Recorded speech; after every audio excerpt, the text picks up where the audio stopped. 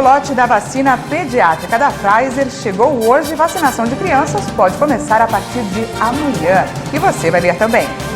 Anvisa recomenda a interrupção definitiva da temporada de cruzeiros no Brasil. Mundo registra mais um recorde de casos em 24 horas. Desta vez puxado pelos Estados Unidos e pela Índia. O setor de serviços registrou alta em novembro, após 2 meses de perdas. E ainda, uma pesquisa revelou que o brasileiro não desgruda do celular. Você vai ver a partir de agora. Boa tarde, seja bem-vindo. O ministro da Saúde, Marcelo Queiroga, fez um pronunciamento após a chegada do primeiro lote das vacinas da Pfizer destinadas às crianças de 5 a 11 anos. Ele falou que até março a farmacêutica vai enviar todas as doses pediátricas. O Brasil recebeu o primeiro lote de vacina pediátrica da Pfizer com 1.250.000 doses. Os imunizantes contra a Covid vão ser administrados em crianças de 5 a 11 anos de idade em ordem decrescente. O intervalo entre as doses deve ser de 8 semanas. Até o fim do mês, 4.003.000 doses do imunizante devem chegar ao país. O ministro Marcelo Queiroga afirmou que a vacina tem se mostrado segura e que é importante para combater a Covid-19. Até o fim de março, nós teremos 20 milhões de doses da vacina infantil. E essa vacina poderá ser aplicada nos filhos dos pais que assim desejarem, nas nossas salas de vacinação, atendendo os critérios estabelecidos pela Anvisa. Essas vacinas têm sido aplicadas nos principais sistemas de saúde no mundo. Essa aplicação ela começou no mês de novembro, sobretudo nos Estados Unidos. Mais de 8 milhões de doses foram aplicadas nos Estados Unidos e as crianças de 5 a 11 anos não têm sido notificados eventos adversos maiores. Portanto, até o que nós sabemos no momento, existe segurança atestada não só pela Anvisa, mas por outras agências regulatórias para a aplicação dessas vacinas. A aplicação da vacina pediátrica da Pfizer, aprovada pela Anvisa em 16 de dezembro, pode começar a partir de amanhã.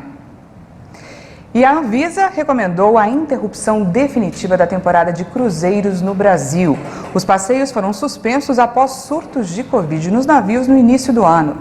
A Agência Nacional de Vigilância Sanitária diz que a interrupção dos cruzeiros pela costa brasileira é necessária para manter a saúde dos turistas. A Anvisa entende que o cenário atual é desfavorável à continuidade das operações nos navios de cruzeiro.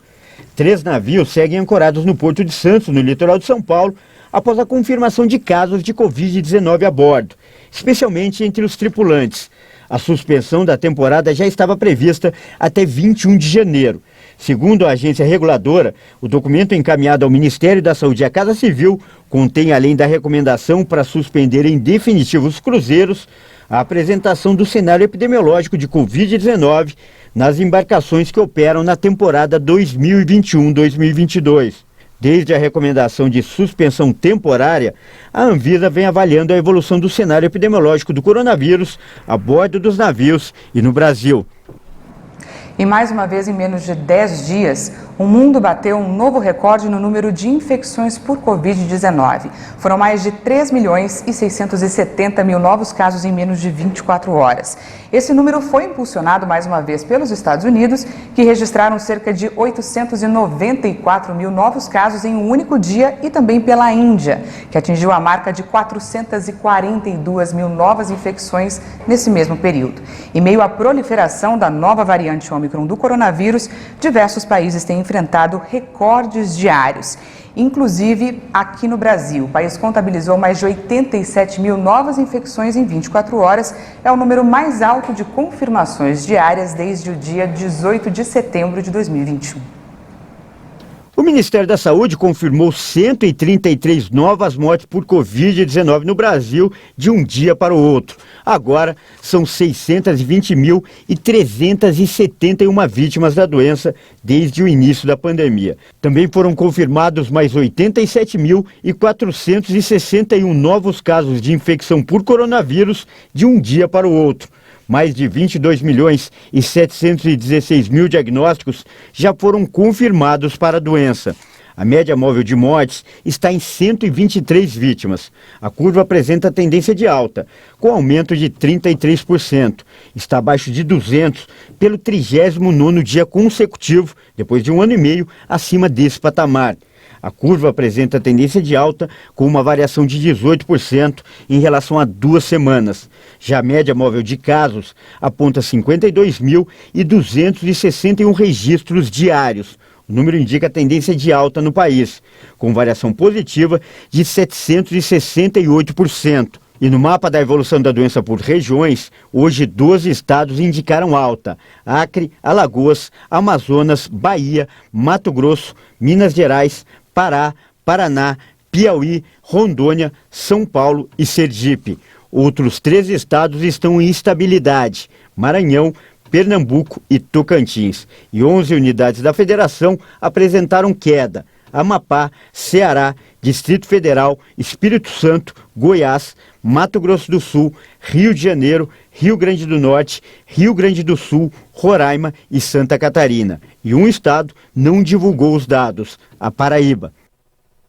O Observatório Covid-19 da Fundação Oswaldo Cruz fez um alerta para o aumento da ocupação de leitos de UTIs na rede do SUS para adultos no Brasil. Segundo o boletim, 1 estado da federação e 4 capitais estão em situação crítica. Pernambuco está na zona de alerta vermelho, com 82% da ocupação de leitos em unidades de terapia intensiva para a Covid, assim como as capitais Fortaleza, Recife, Belo Horizonte e Goiânia. A nota alerta para o avanço da variante Ômicron e a necessidade de reabertura de leitos. E a cidade de São Paulo também vê as internações pela Covid aumentar muito em 24 horas. No total, passou de 183 para 302 hospitalizações. Na cidade de São Paulo, somente as internações em UTI por problemas respiratórios triplicaram de um dia para o outro. A capital chegou a registrar 40 internados em UTI e em 24 horas esse número saltou para 111 pacientes em unidades de terapia intensiva. Já nas enfermarias, o número passou de 143 para 191 doentes nesse mesmo período. Desde dezembro do ano passado, São Paulo enfrenta o surto de influenza H3N2 junto com o crescimento de casos de coronavírus com o surgimento da variante Ômicron. Em apenas um dia, a taxa de ocupação em UTI saltou mais de 20 pontos percentuais. O índice foi de 41% para 66%, de acordo com o boletim diário de Covid-19. Em razão disso, o governo de São Paulo determinou a redução da capacidade de público em eventos, especialmente os esportivos e musicais, para 70%, com o objetivo de conter a disseminação do vírus. O secretário de Saúde do Estado de São Paulo, Jean Gorenstein, afirmou que nas UTIs, 80% dos internados são de não vacinados ou de pessoas que não completaram o ciclo vacinal contra a Covid. Por isso que é tão importante a vacinação. E por falar em vacinação, vamos ao nosso vacinômetro. O Brasil já aplicou mais de 338 milhões e 386 mil doses de vacinas contra a Covid. Segundo o Ministério da Saúde, as secretarias estaduais de saúde, mais de 161 milhões e 825 mil pessoas tomaram a primeira dose. Isso representa 75,86% da população, enquanto mais de 145 milhões 805 mil brasileiros tomaram a segunda dose, o que equivale a quase 68% da população. E a dose de reforço já foi aplicada em mais de 31 milhões e 555 mil pessoas, 14,79% dos brasileiros. Pesquisadores da Finlândia desenvolveram um spray nasal anti-Covid que pode proteger contra todas as variantes. A substância é complementar às vacinas e dura cerca de 8 horas. Os cientistas da Universidade de Helsinki garantiram que o novo spray nasal é eficaz contra a Covid imediatamente após sua administração e pode permanecer agindo por pelo menos 8 horas. Segundo os pesquisadores, esse spray é um tratamento preventivo e não uma vacina. O uso pode ser útil para pessoas em que a proteção vacinal é insuficiente. Dependendo da situação da epidemia, também pode beneficiar indivíduos totalmente vacinados, quando administrado antes de qualquer situação de alto risco. A substância desenvolvida pela equipe tem a capacidade de inativar a proteína spike do coronavírus e oferece proteção eficaz a curto prazo. De acordo com o estudo publicado, mesmo em casos de alto risco de exposição, protege logo após sua administração. A molécula TRISB92 neutraliza o SARS-CoV-2 e suas variantes de preocupação, incluindo a Delta e a Ômicron. A administração intrazanal de uma pequena dose protegeu 1.351 camundongos da infecção. Os resultados ainda precisam ser revisados por pares. Também ainda são necessárias mais pesquisas antes que o produto possa ser usado em humanos. E mudando de assunto, o setor de serviços registrou alta em novembro, após 2 meses de perdas. O resultado interrompeu a sequência negativa e coloca o principal setor da economia em nível superior ao período pré-pandemia. O setor de serviços, responsável por cerca de 70% do produto interno bruto brasileiro, reverteu os 2 meses consecutivos de quedas e cresceu 2,4% na passagem de outubro para novembro. A alta também coloca o setor em patamar 4,5% acima do período pré-pandemia, registrado em fevereiro de 2020. Segundo o IBGE, o resultado positivo faz o segmento se recuperar da perda acumulada de 2,2% nos 2 meses de taxas negativas. Essa recuperação de novembro coloca o setor no maior patamar dos últimos 6 anos, se igualando ao nível de dezembro de 2015.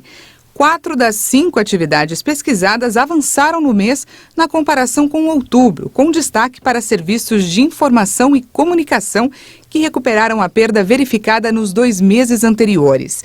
De acordo com o IBGE, o segundo impacto positivo no índice de novembro veio da atividade de transportes e os serviços prestados às famílias representaram o terceiro impacto positivo no mês. Você vai ver depois do intervalo, deslizamento de terra destrói um casarão histórico em Ouro Preto. Nós voltamos já.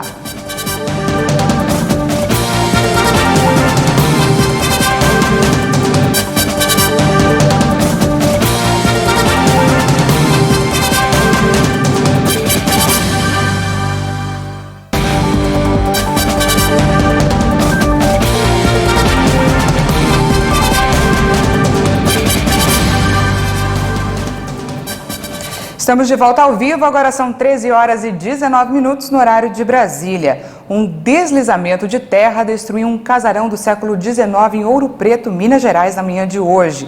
O vídeo mostra o momento em que o Morro da Foca, no centro da cidade histórica, cedeu.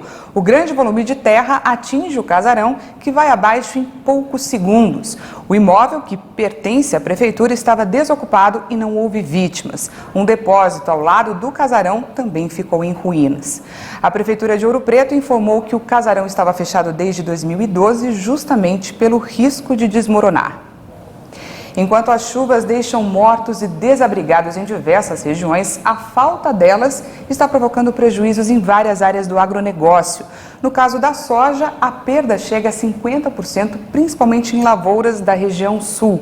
A estimativa é de um prejuízo de pelo menos 600 mil toneladas, o que representa 1 bilhão e 600 milhões de reais. Na atual safra 2021-2022, a área plantada de soja é de 3.776.000 hectares, aumento de 7% comparado à safra anterior. Mas a produção total ainda está na base da expectativa, de 12 milhões de toneladas, já que muitos produtores que iniciaram a semeadura em setembro registram prejuízo. Como ela foi plantada em setembro, ela já estava mais adiantada e a seca foi tão forte, a temperatura tão alta, que aqui a gente estimou que ela está madurando cerca de 20 dias antes da época adequada. Então uma lavoura dessa tinha potencial para 60, 70 sacos, hoje ela vai produzir então de 30, 35, a gente vai fazer a colheita dela daqui a uns dias. Em algumas regiões, as perdas podem chegar a 50% das lavouras. Os municípios no sul do estado são os mais impactados com a estiagem. Naviraí, Ivinhema, Nova Andradina e Jardim estão sofrendo com chuvas irregulares. No mesmo município, há áreas que estão tendo prejuízos e outras não. Em compensação, as regiões centro e norte do estado devem registrar boa colheita. São Gabriel, Chapadão do Sul, um pedaço lá em Costa Rica, em cima da serra, lá que é muito boa a região, está chovendo e não vai ter esse problema de quebra de safra. A falta de chuvas atingiu também outras atividades do agronegócio. Em relação à pastagem, Eldorado, Mundo Novo e o Pantanal não conseguiram renovar o pasto por conta da estiagem. Já era para ter pasto alto, esse gado, uma oferta maior de gado para abate, e hoje não está conseguindo por falta de pasto. Nós temos algumas regiões aqui, Douradina e Vicentina, que as granjas estavam com problema de água para os frangos, teve que carregar de caminhão-pipa.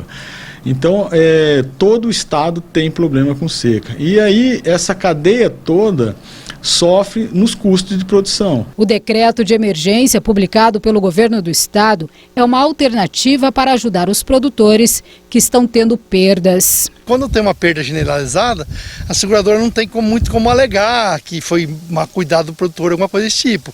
E com os agentes financeiros também é outra ferramenta importante, porque aquele produtor que não tiver condições de honrar com o compromisso com o banco, é uma ferramenta que facilita essa negociação com o banco. Uma onda de calor intensa atinge a região central da América do Sul nesta semana e pode fazer com que cidades na Argentina, Uruguai e Paraguai registrem temperaturas recordes próximas dos 50 graus. Causado por uma massa de ar quente e seca, o fenômeno repercute também no sul do Brasil, especialmente no Rio Grande do Sul, onde os termômetros podem chegar a 40 graus.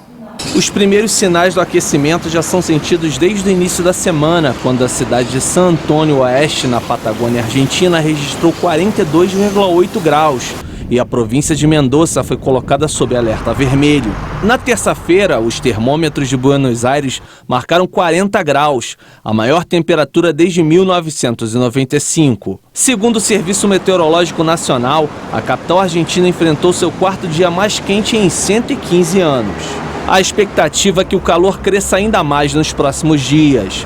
Os locais mais quentes da Argentina devem registrar entre 45 e 47 graus. No Uruguai, a temperatura deve ficar entre 41 e 43 graus. Já no Brasil, as temperaturas mais altas no Rio Grande do Sul devem ser marcadas no oeste do estado, com máximas entre 10 e 15 graus acima da média para esta época do ano. O Instituto Nacional de Meteorologia emitiu aviso de perigo para 216 municípios do estado em razão da onda de calor.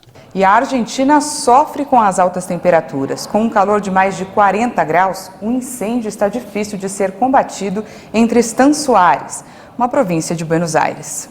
É um trabalho difícil e perigoso. Bombeiros combatem um incêndio florestal entre Están Suárez, província de Buenos Aires, fora da capital. A origem do incêndio é desconhecida. O fogo se aproxima de rodovias e prejudica a visibilidade dos motoristas. Os bombeiros dizem que a onda de calor que afeta o país dificulta ainda mais o controle das chamas. Helicópteros ajudam no combate ao fogo.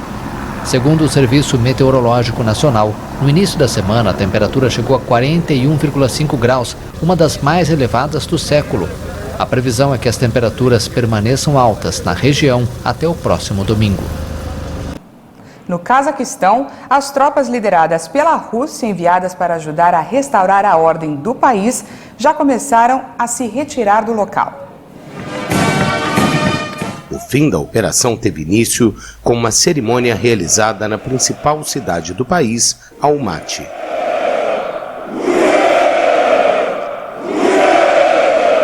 A operação de manutenção da paz para prestar assistência à nação fraterna do Cazaquistão foi concluída com sucesso. Os objetivos das forças contingentes conjuntas da organização foram cumpridos.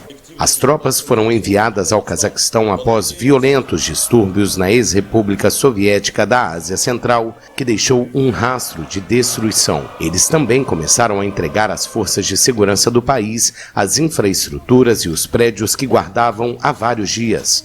O aeroporto de Almaty, fechado desde a semana passada após ser saqueado, recebeu o primeiro voo civil também nessa quinta. O Cazaquistão foi abalado na semana passada por uma violência nunca vista desde sua independência em 91. Dezenas de pessoas foram mortas e centenas feridas. Pelo menos 12 mil manifestantes mobilizados contra o aumento no preço do gás foram presos. Você faz ideia de quanto tempo passa no celular por dia?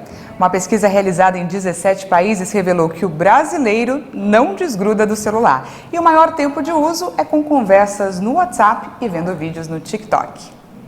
O levantamento feito pela plataforma AppN mostrou que os brasileiros passaram em média 5,4 horas por dia no celular em 2021. É o segundo ano que o Brasil lidera o ranking, agora empatados com a Indonésia. A pesquisa revela também que a média de horas diárias que o brasileiro fica no celular tem crescido nos últimos anos. Em 2019, eram 4,1 horas diárias. Em 2020, aumentou para 5,2. E no ano passado, chegou a 5,4 horas diárias. Entre os 17 países pesquisados, apenas Argentina e China reduziram a quantidade de horas. Em 2021, os usuários no Brasil passaram 193,3 bilhões de horas no celular. Neste quesito, o brasileiro fica em quarto lugar, por conta da diferença na quantidade de usuários. Em números absolutos, a China lidera nesse critério, com os usuários acumulando 1,1 trilhão de horas no celular. O WhatsApp é a rede social preferida no Brasil. Por mês, os brasileiros passam 29 horas no aplicativo de mensagens. Houve uma pequena queda em relação a 2020, quando a média atingiu 30 horas. Em segundo lugar ficou o TikTok, que cresceu e deixou para trás o Instagram e o Facebook. A plataforma de vídeos passou de uma média de 14 horas mensais em 2020 para 20 horas em 2021. O ranking leva em conta apenas celulares com Android e exclui aplicativos voltados para empresas. Eu não faço ideia muito do tempo, mas é possível que chegue aí nessas 5 horas. Essa edição fica por aqui, mas no YouTube você pode rever as nossas reportagens. Já já tem mais informações com a Juliana Dariva. Uma boa tarde para você e até amanhã.